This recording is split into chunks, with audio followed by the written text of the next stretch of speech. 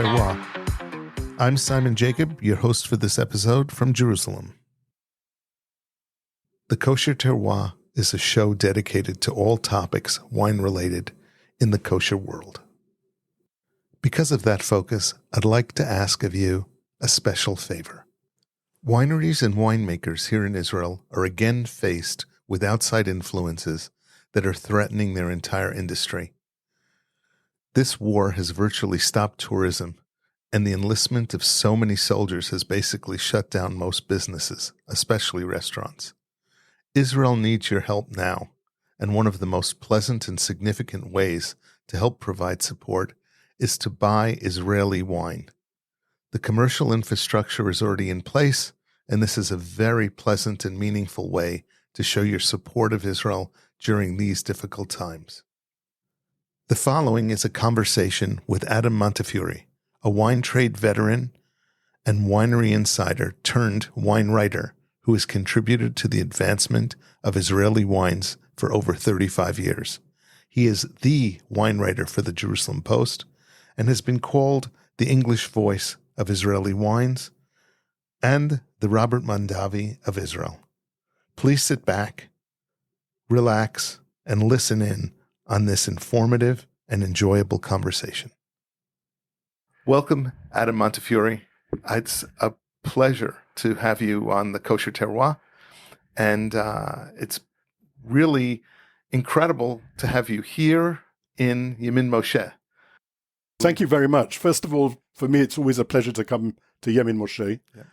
Secondly, I want to congratulate you on the podcast, which fills a niche. And you have informative guests, and I'm an avid listener. So, wow. Okay. Thank you. Thank you very much. It's a pleasure to be here.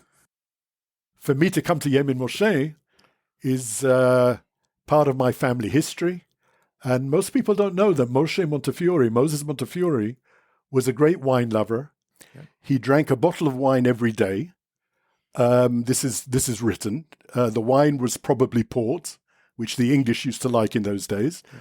He was born in Tuscany, in Livorno, and he was the first person, really, in 1839, he laid out his vision that Jews should return to agriculture, that he wanted them to plant vines and olive trees.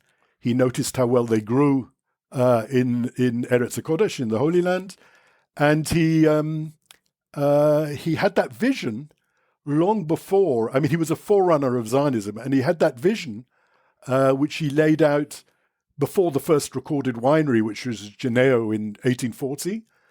And he was also involved and met the father of Rabbi Yitzhak Shor, that founded the Shor family winery in 1848. Wow. So he was influential.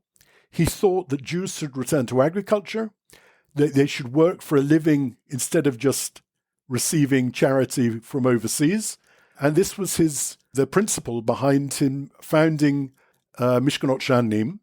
When Mishkanot Shanim was founded, it was called Kerem Moshe v'Yehudit, Moses and Judith's vineyard, because it was covered in wild vines and olive trees when it was founded. And it was only in 1860 that they changed the name to Mishkanot Shanim.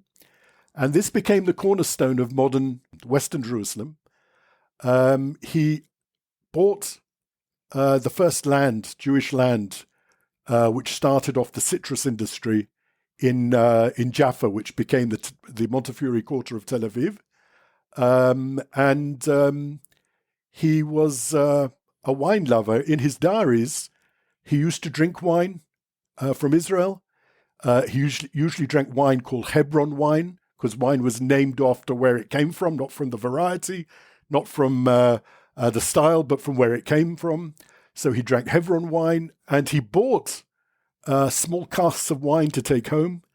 When he traveled abroad, he visited wineries. In his diaries, he visited a winery in Germany once. So he was a real wine lover. And he visited Israel in the time when Jerusalem was resettled. At the beginning of that century, the 19th century, there was a Muslim majority in Jerusalem. After the founding of the wineries, the development of Jerusalem and Western Jerusalem, Jews were the majority. By the time the Shore Winery was founded, there was a Jewish majority in Jerusalem, which most people today forget. I mean, most of the people abroad should know that there was a Jewish majority in the old city in those days. Moses Montefiore, when he bought the land here, he insisted that everyone at Mishkanot Shanim should plant vines and olive trees to get a feel for agriculture. Of course, he was a prophet. He was before his time. And the grapes they used for the wine were the grapes that people are talking about now, the Hamdani, Jandali, Dabuki. So in those days, the Shore Winery made wines from those grapes, which is amazing because what turns around comes around. They're now become so popular again, or there's great interest in them. Of course, the first Jewish vineyards were planted by Mikveh Yisrael, the agricultural school, and they were the first to go to the south of France because they thought the climate of the south of France was similar to here. And that's when Carignan was first planted. And then Baron Edmund de Rothschild came and planted the first commercial Jewish vineyards. But the prophet beforehand that started talking up agriculture and said Jews have to become farmers again and plant vines was Moses Montefiore. Wow. It started right here. It started right here. And for me, it's very exciting to come back. And even the windmill today is a winery visitor center, which is quite appropriate. He built the windmill on the premise: if there's no flour, there's Ein Kemach, Ein Torah. Yeah, exactly. Yes, right. Exactly. If there's no flour, and no the opposite too, the other way around. So Torah, there's no. So his idea was that we should study and work and study. He was Sephardi, married Ashkenazi, and I think he'd be horrified to think so many years later there was still a kind of division, politically maybe, between the two. But he was a forerunner of Zionism, great wine lover, and even before he died, he had 3 glasses of port on the evening that he died, and that was his way of going off to the next world. So, you've actually just published a couple of incredibly well-written and very interesting books which document the history of 2 of the most important Israeli wineries. You want to talk about them a little bit? Yeah, sure. I mean, they both came out in 2023, which is quite surprising. They both came out together. Of course, they weren't written together. I wrote the book about Castel, the biography, Domaine du Castel, the biography, which is really the story of Eli Ben Zaken, his family, and the winery. And it's a fantastic story over 30 years. It could be a film. This is a boy born in Egypt, spent his childhood in Italy, went to school in England, to university in Switzerland, came to Israel, and didn't really succeed in much of what he tried to do. He had many ventures, and then fell on producing wine as an amateur winemaker. He learnt out of a book how to make wine, and because he was a crazy perfectionist, it seems that there he found his métier, there he found his place. And of course, Castel is today arguably our most famous small winery, and the story of this journey from international traveling to different countries, pioneering, becoming a halutz in Israel, and he really built an icon.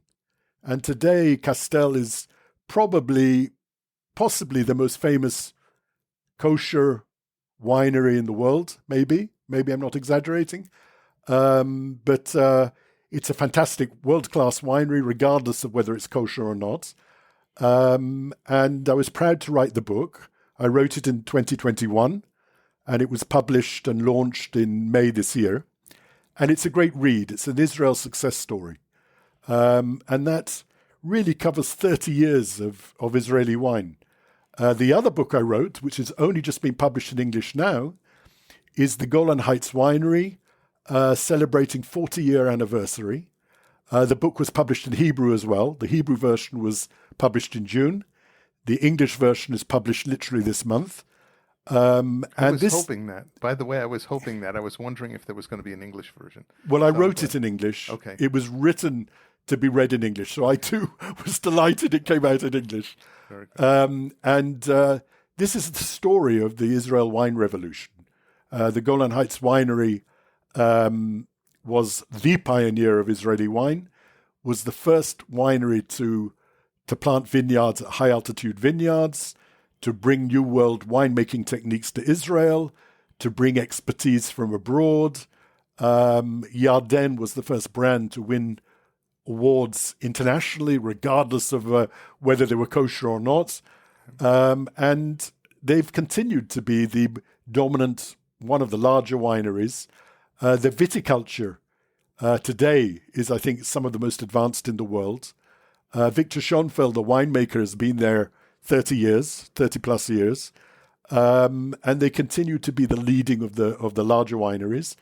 And both the stories really tell the story of Israeli wine from the wine revolution onwards. The wine awakening onwards started in 1983.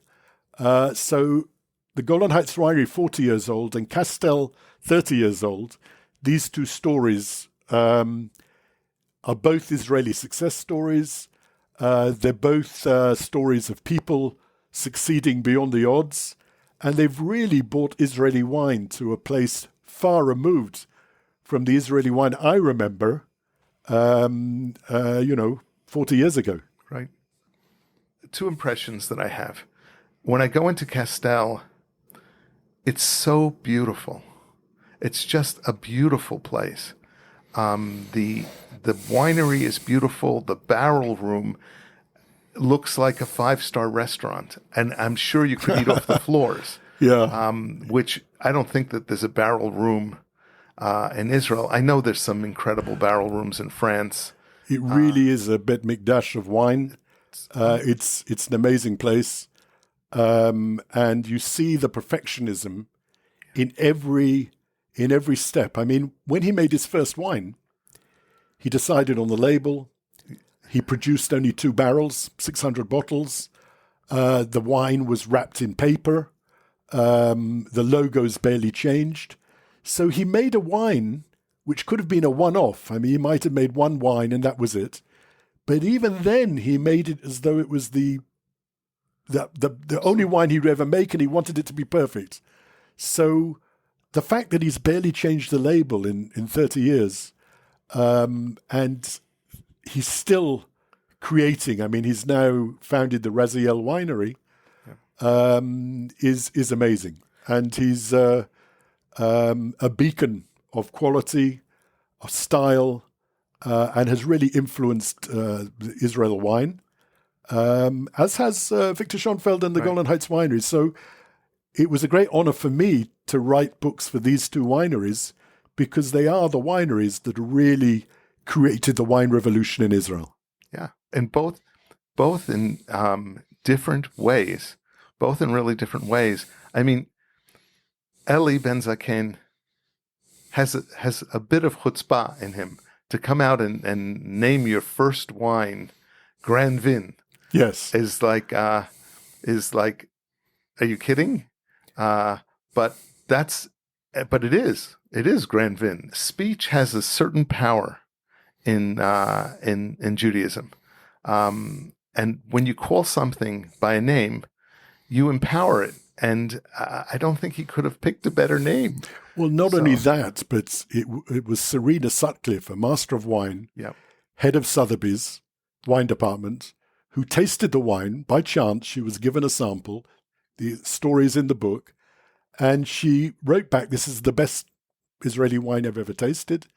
And on the basis of that, Eli had the confidence to continue to grow the winery. Wow. And they went through many ups and downs, many financial problems, and the story of perseverance and determination is as important as the success. So it's a wonderful story, and you don't have to be a wine lover for it to be a good read. Very cool. And the Golan Heights Winery also. I mean, they were more based in Californian style. The winemaking consultant was from California. All their winemakers have been from California. Victor Schoenfeld was from California. And they won the prize from the Wine Enthusiast as the best New World winery in the world. So one particular year, which was a massive prize for an Israeli winery against all the New World wine countries in the world. So the success of these two wineries have really propelled Israeli wine forward and encouraged other wineries to try and emulate them. Yeah. The Golan Heights Winery is a large winery. The Castel is as what we call in Israel a boutique winery, which is not a great terminology, but because it's actually gone. It's a pretty big winery to be. I know it's 400,000 bottles, right. But still a small small winery in the terms of what a big winery is. Yeah. But you're right; it's no longer a tiny winery. Right. But the story of both of them is the story of Israeli wine, and it was my honor to write them both, and a lot of work that they coincided roughly. But great to see them come out, and they both made beautiful books. I wish you the best. I wish you the best with them.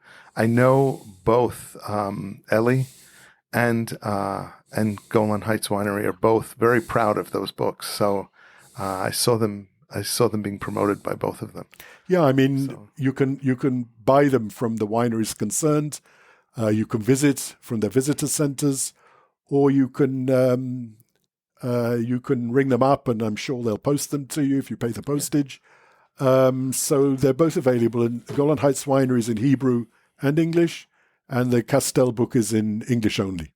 They're also now symbolic of where Israel is going towards the future. It's not just the past. Golan Heights is very technology-driven, but Eli Ben Zaken's move with opening up Raziel is it's a way to be creative. It's really moving forward into the new Mediterranean, warmer climate varietals, and even Golan Heights has been kind of experimenting with, but they've been experimenting for a while with different new Mediterranean varietals. But Raziel is just incredible. Yeah, the Raziel Red is I've had wonderful wine, very focused, very elegant, and Ellie's done it again. Yep. I had the 2017. I think was the first vintage of that, and I was surprised by it. I fell in love with it, and he's basically trying his hand at a whole bunch of new sparklings, including a rosé sparkling, and also through Raziel, and it's wonderful. Well, it's keeping him busy. I think that one of the most heartwarming things about the winery is the way the family is geared up. They're already heavily involved. Eitan is already making the wine, and it shows that the Castel will continue for another generation, for many generations, I'm sure. But it's very heartwarming to see how they've geared up to the future at Castel. And the Golan Heights Winery is a winery that's always planned long term, which not many Israeli wineries do. I mean, when I say long term, to the next generation. They've led the way with their replanting vineyards, which had virus. They had their nursery, their own nursery to sure they had clean plant material. And they've also led the way in the move to sustainability. So both wineries have given so much, but both of them are looking long-term for the future. Okay. And I'm sure they'll lead Israeli wine for many years to come. Very cool.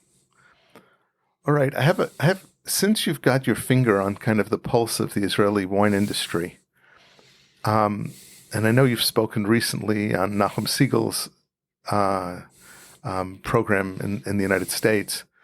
Can you give me kind of an update as to how this war is impacting the Israeli wine culture or industry? Well, in the local industry, it's been an absolute disaster, but I don't want to downplay what everyone else is going through, because the disasters befallen on Israeli wine has happened to all Israeli agriculture. But because I'm in the wine bubble and wine is my interest, I talk about wine. Mm-hmm. So firstly, I want to apologize talking about wine, because it's clearly something very unimportant these days. Secondly, there are a lot of agriculture. I mean, anyone who can go and pick strawberries or pack eggs or whatever you can do to help is important. But if I just talk about wine, wine sales dropped suddenly. The opposite of COVID. COVID, people drank more wine at home. It was a big surprise. But here, wine sales have dropped. No one's in the mood to drink wine. The country is in depression. The economy is in dire straits. It's tanking. And wineries are suddenly finding they have big problems. They had to bring in the red wine harvest, a lot of them after October the 7th. And a lot of workers were called up. Some winemakers were called up to reserve duty in the IDF. Amichai Luria told me he was left with only 2 workers. And they've had to bring in the harvest. They've had to make the wine and continue running the winery, while a lot of the staff are either been called up or young families have had to stay at home and look after their children who didn't go to school. Wineries have had to make special arrangements when their air raid sirens go off. They have to have safety procedures in place. And so the local market, a lot of people have been displaced. People forget that. We have a country full of refugees from the Western Negev and from the Upper Galilee. Yeah. And the Upper Galilee is a big area for vineyards. So because the wine industry is suffering so much, I was one of those, along with a lot of other people, that started a campaign to try and get people abroad to buy Israeli wine. What can you do to help Israeli wine? And the answer is put a bottle on your table today. And this is something that people abroad can do. I said you should go into your local retailer and ask for an Israeli wine, even if they don't stock them. You should ring your importer, the importers of Israeli wine, to say where are the wines listed. And buying Israeli wine is a very easy way of helping, because not only is it good for our economy, it helps the growers and the winemakers, but it also puts Israel up front. I always say you can't give high tech as a present, but you can give a bottle of wine. And there's nothing that represents the people of Israel and the place of Israel like a bottle of wine. You know, wine is a product of people and place. And so really, it's the most, it's the best ambassador of Israel there can be. And we really need the help of the local communities, the Jewish communities, Zionists abroad, people who admire Israel, to get behind Israel at this time. And for those in Israel, I know wine is not important at this time, but I just want to put it out there that a glass of wine can make you feel better. I often say, have a glass of wine, you'll feel better. And it's better than Prozac. So, use wine wisely, don't let it use you. But a glass of wine when you're under stress and everything seems above you and you're weighed down with responsibility or sadness, sometimes a glass of wine can give you a pickup. So that's what I say to Israelis. But the main message to people abroad, support Israel. And this is a way it's very easy to support Israel. Of course, it's better to send money, clothes, equipment, food for soldiers, and I hope people will do that as well. But from my vantage point in the wine, just simply buy a bottle of wine and play your part. And that's a message to everyone abroad. So one of the things that's interesting is the United States is a big place. And a number of people listen to this podcast literally across the U.S. And they go in and say, well, I don't have a local wine store. How do I buy wines? And now in the United States, there's some, over the internet, there's a number of ways, kosherwine.com, that you can order a specific, quarter case, half case, full case of wine that's specially priced, and they deliver it directly to your doorstep. You don't even have to make a big effort to participate. Which is, it's a new world, so it's very easy to do it, and quite apart from the effect for the industry, it makes you feel good too, because you feel you're doing something. So it's a win-win-win situation for all concerned. But you're doing something that's fun, but it's also for you. But it's also there's a huge Israeli wine infrastructure, and it supports a lot of people and a lot of families. So I agree with you. There is a sense of guilt of even talking about wine right now. I actually didn't put out a podcast for a week, and I was feeling like, what am I going to speak about this a decadent wine podcast or what have you? And all of a sudden, people reached out to me and they said, "It's Thursday. Where's the podcast?" And I said, well, I decided, to hold back. And they said, don't do that. We need this, especially now. And a number of Israeli wine people actually reached out to me as well and said, look, but what we're fighting for is for us to live our lives, not for us to be depressed and not for us to be cowering in a corner, but we as soldiers, I had comments from soldiers who said, we're on the front line fighting for Israel to be Israel. And this is part of it. And, if you've got a celebration, go out and celebrate. If you've got if you've got some sort of, a birthday or what have you, go to the restaurant, enjoy it. This is what we're fighting for right now. We don't want to become, play to Hamas in any way. So I said, okay. And that's why life goes on. Yeah, it has to. And, I have this disc you can see around my neck, which is for the people in captive, the kidnapped families, hostages, which I won't take off until they come back. But life must go on, because Hamas would like beyond anything for Israel to cease to be, to cease to live. And we have to continue to live our lives and to mourn and to be aware and to give focus and not forget. But at the same time, we have to continue as normal as possible. And that is the secret of Israel's success as well. So you're right to continue. Yeah. Okay. So we've spoken about all of the very major things in the world, but I'd like you to tell me a little bit about yourself. How did you come on the scene? How did you get involved in wine? What drove you to wine? You're such an important part of the Israeli wine community. How did you get there? What started that dream?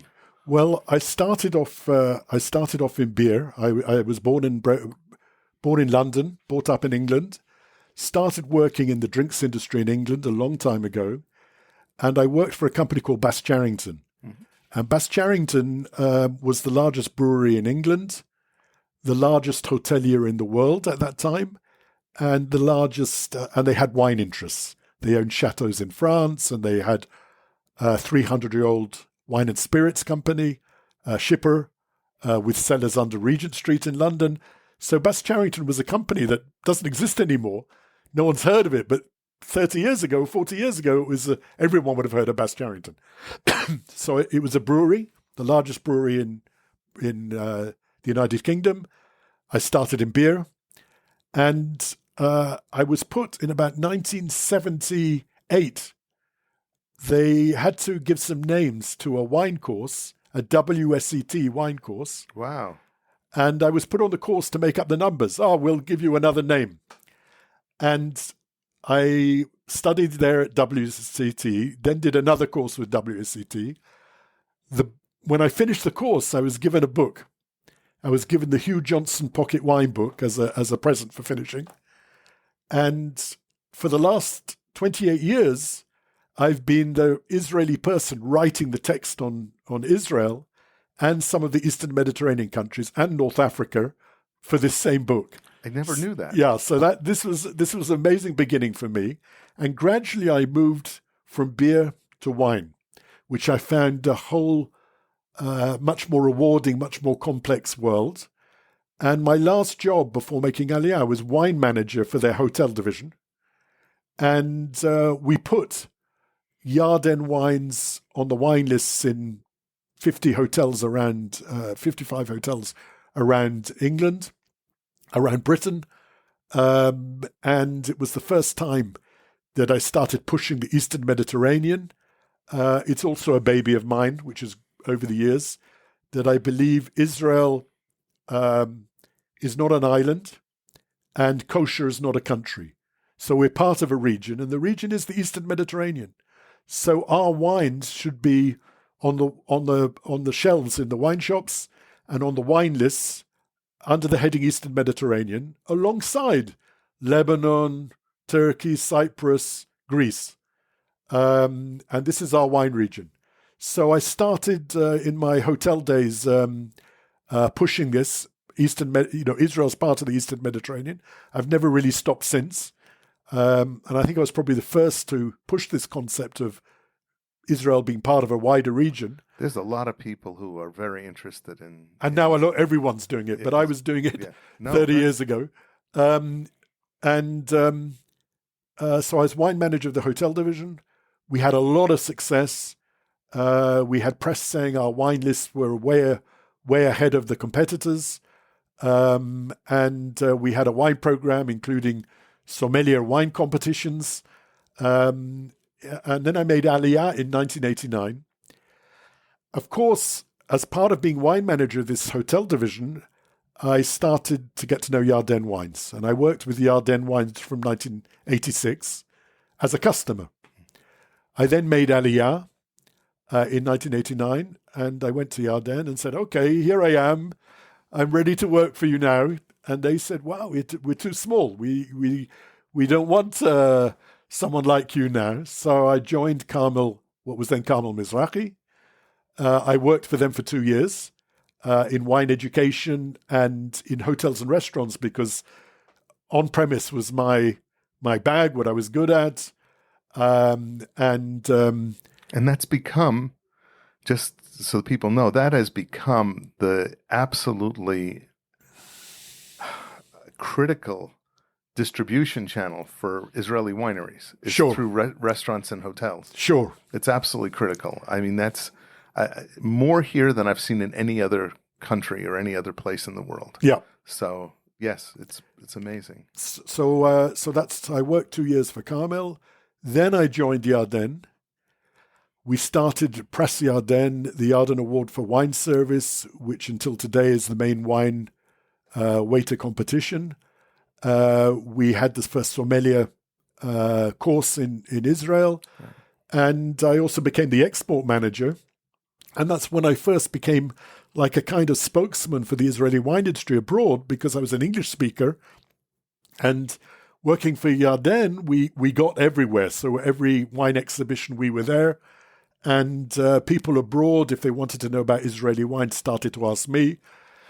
And so I worked for Yarden for 11 years, and then went back to Carmel and worked in export for a few years. And then I became the wine development director for the local market.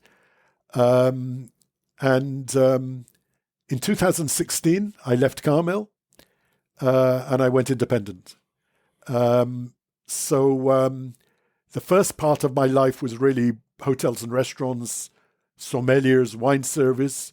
The second part of my life was marketing, winery marketing, export. And the third part of my life started in 2016, which was really writing and being a consultant. I became the wine writer of the Jerusalem Post, in fact, since 2010. And every week or 2 weeks, there's an article. I think it's probably the biggest printed wine column in Israel in Hebrew and English, double page in color, 2,000 words. So I'm the wine writer of the Jerusalem Post today. I'm a wine consultant to certain wineries. And I tend to be a person, I continue to do the Israel entry for the Hugh Johnson Pocket Wine Book, which is the biggest selling wine book in the world. Yeah. And I also, with Eran Pick, do the Israel section for the Oxford Wine Companion, which is the top textbook for people wanting to learn about wine. So I'm sort of an English-speaking voice for Israeli wine abroad. That is quite a history. I guess it's introduced you to just about every single winemaker in the country. Well, there was a phase when I knew every winery in Israel and every import, but that's long gone. Yeah. Now there's a new winery every day. And the imports, we import, once the imports of wines to Israel was quite small. And now it's really taken off in the last 5 years or so. So people can get wines of any type from any country. Right. And the big explosion has been in kosher wine imports. Suddenly there's a lot more kosher wines from around the world than there were 20 years ago. Yeah, well, that's true as a whole. They just haven't been, but now all of a sudden the kosher wines are, it's amazing. It's awesome. Being a kosher wine drinker who was always exposed to other wines but never able to drink them, I'm enjoying greatly the situation right now with all the different kosher wines, especially the kosher wines that are coming out of Israel. And the Castel Grand Van of 2003 was the first. Wasn't the first, but it was the first that suddenly the third-party recognition from around the world was even greater for Castel once it was kosher. So it was really flagged up, the statement that the kashrut hechsher is irrelevant to the quality of wine. Just because it's kosher doesn't mean it's not a good wine. If it's well made, it's a good wine. If it's badly made, it's a bad wine. No matter and whether it's kosher or not, it's not important. Right. So Castel becoming kosher was the one that really put that slogan to rest, that kosher wines can't be good. And now we're in a different place entirely. Most of the wine produced in Israel is kosher. There's a lot more kosher restaurants. There's a lot more kosher wine made around the world. And it's a kind of paradise. And when you think where they were in the mid 80s or the early 80s, when Hagafen was founded in 1979, the Golan Heights Winery, and then the Herzogs started making quality wine and making wine in different countries, the upward acceleration in terms of quality in the last 40 years has been simply astonishing. It's not even 40 years, the last 20 years, the last 10 years. It's accelerating. It's definitely one of these exponential curves because the quality of some of these vineyards has become really awesome. Actually, I tasted Castel. Half of the 2002 vintage was kosher. Yeah. So I tasted Roberto that. Cohen. Right. Yeah. So I tasted that.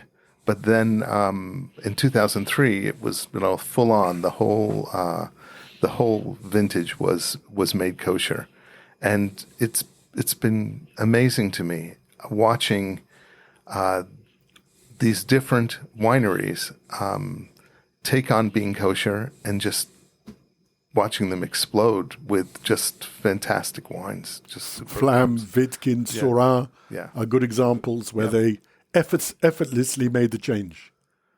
Well, I don't know if it was effortlessly, but probably not. But it's probably tough for a hands-on winemaker, but you quickly get used to it. Yeah, you know what I've noticed with the winemakers that I've spoken to, they're all incredibly detail-oriented, and the non-religious winemakers who can't touch wines, I could honestly see why they really don't want to be kosher, because this is their baby. It's like bringing up your child through nurses who touch the baby and do everything, and you can't put your hands on them. That's very, very difficult. Listen, the history of kashrut is very interesting. Good. One day you might cover that, but let me tell you that Carmel is really the Carmel winery is really the main ambassador of kosher wine, being kosher for nearly 140 years. And yet, up to 1983, the people that worked in the winery, even at this bastion of kashrut, were not necessarily Shomrei Shabbat. Even David Ben-Gurion worked in the winery in 1907, and he worked in the winemaking, and he wasn't a religious Jew, but he was Jewish. Yeah.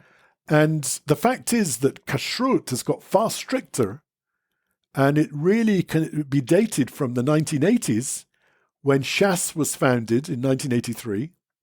Suddenly, people realized that kashrut there was a lot of money in kashrut. It became very competitive, and it became a lot stricter. But in the olden days, and people at Carmel whose fathers and grandfathers worked at the winery can support this, they weren't as strict as they were now.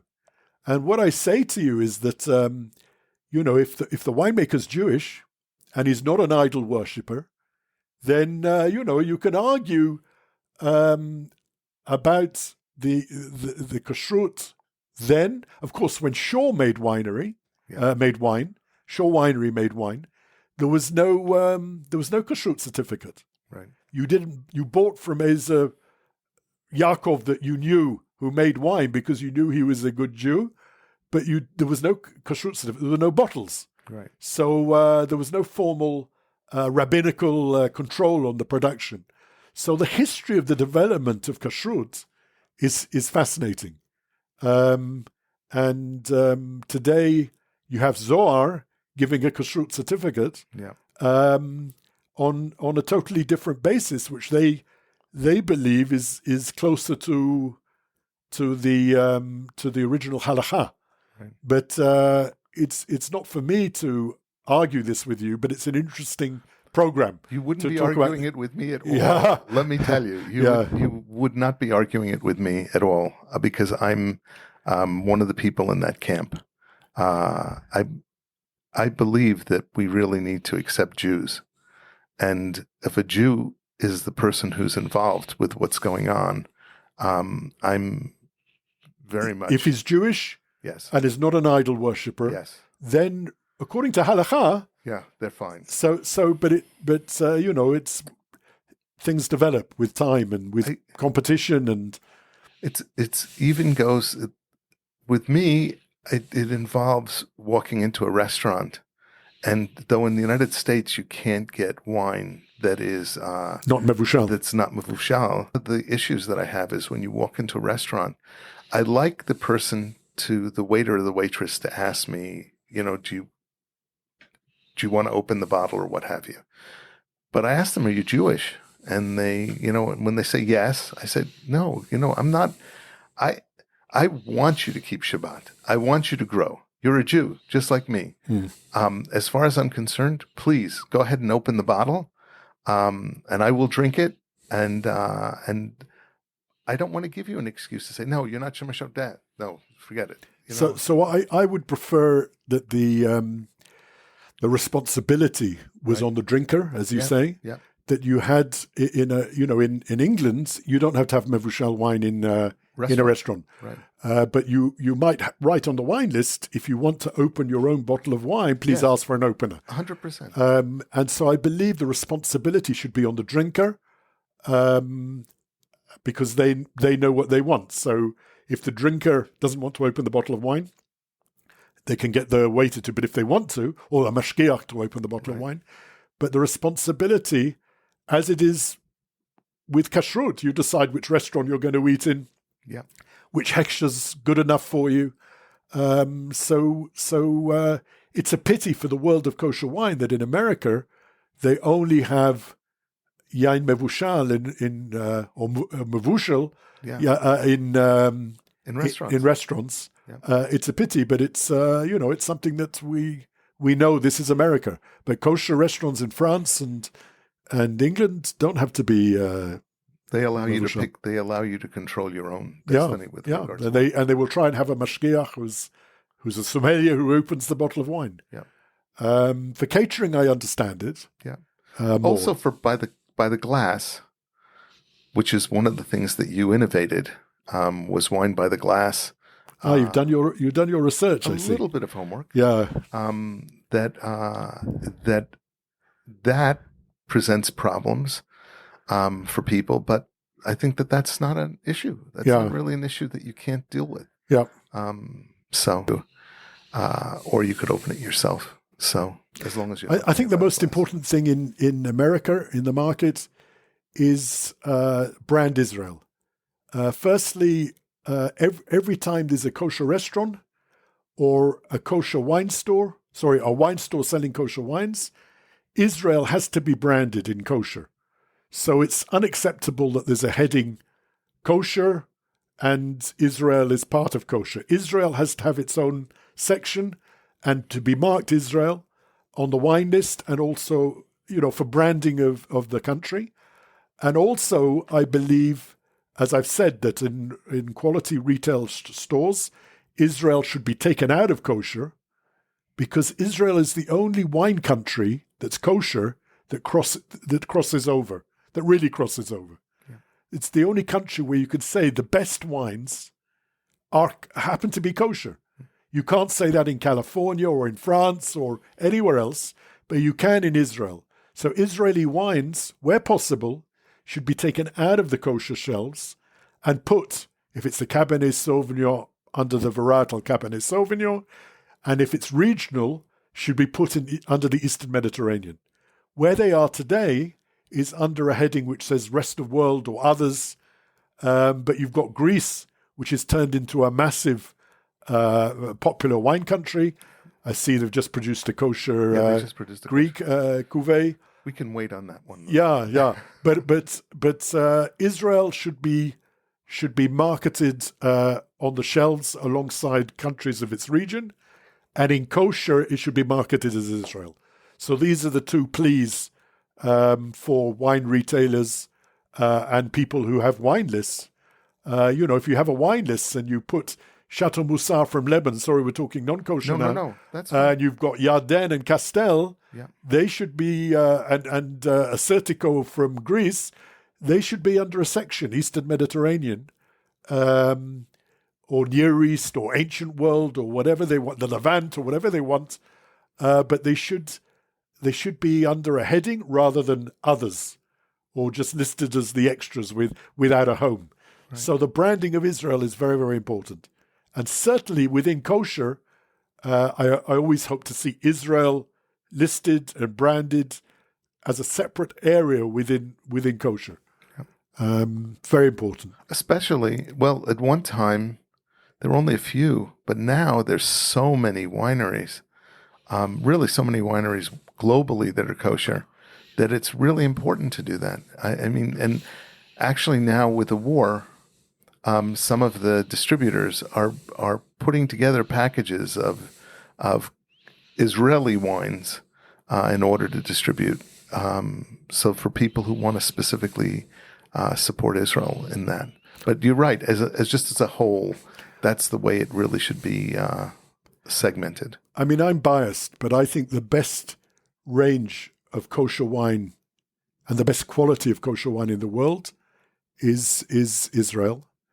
And you look where Israel was 20 years ago at a company like Royal Wine and where it is today, you see that Israel is probably the sector that's growing fastest within the kosher sector. So you can see why companies like Royal Wine have suddenly, they have 40 Israeli wineries or something, which is unbelievable. Yeah. Unbelievable support. So Israel is at the moment very hot in the kosher world, and people see it as outside kosher, people see it as a slightly exotic wine country. And so it's like the wine lovers say, wow, Israeli wine, I haven't tried that, I must try it. So there's like an interest amongst sommeliers and wine buyers outside the kosher sector to try it. So we're riding a bit of a crest of a wave, which unfortunately has all the political problems thrown in with it as well. But we've always had political problems, with Israel. I mean, I used to go selling wine. I remember once giving a presentation in Poland about Israeli wine, and someone asked me where the Poles I used to work with were very loyal and very good to Israel. A wine waiter asked me. I was expecting a question about Yarden, the complexities and the taste, the aromas. But I got a question, why should we sell Israeli wine when you kill children? So I learned pretty quickly that selling wine abroad wasn't just about wine. You also had to be diplomatic. You also had to cope with a lot of anti-Semitism. And I think where we are now is more of the same. I mean, it's just probably going to get a lot worse before it gets better. So Israel wine has always coped with these problems. It appears we're going to have to cope with them for another generation at least. But at least there's a lot of interest in Israeli wine from people that understand wine. It's our job, my job, your job, to keep Israel at the forefront of the kosher wine world, and as something which is in the forefront of the Eastern Mediterranean, which, after all, is the country that gave wine culture to the world. So we have a regional job, and also in the niche market of kosher, to keep Israel at the forefront. Adam, I've taken up a lot of your time, so I really want to say thank you for being here. Any closing comments that you wanted to make? Do you have any? Well, I got a closing comment that I made at the beginning, and that is, your blog, your podcast is very important. Okay. Continue. It's very important for us. It's very important to, wine is not about a drink. It's not fermented grape juice. It's about people, the people that make it, the people that grow it. And that's what makes wine different from Coca-Cola. So your podcast is very, very important. I was delighted to hear you've done it. It seems totally suitable for someone with your knowledge and experience with wine and your love of wine, which is overflowing, to do it.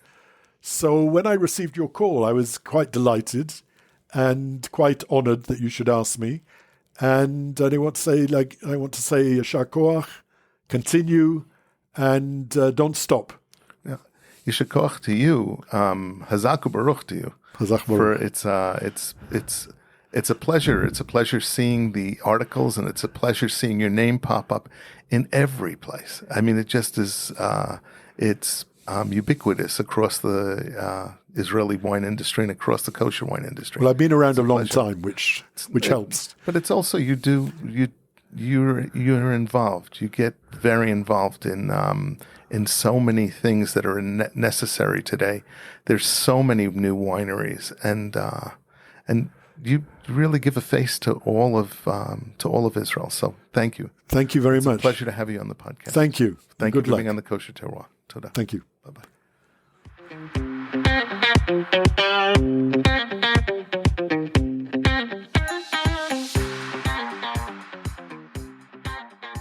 This is Simon Jacob again, your host of today's episode of the Kosher Terroir. I have a personal request. No matter where you are or where you live, please take a moment to pray for our soldiers' safety and the safe and rapid return of our hostages. And whenever possible, buy and share Israeli wine. I hope you have enjoyed this episode of the Kosher Terroir, It was exciting and informative for me as well. Please subscribe via your podcast provider to be informed of our new episodes as they are released. If you're new to the Kosher Terroir, please check out our many past episodes. Again, thank you for listening to the Kosher Terroir.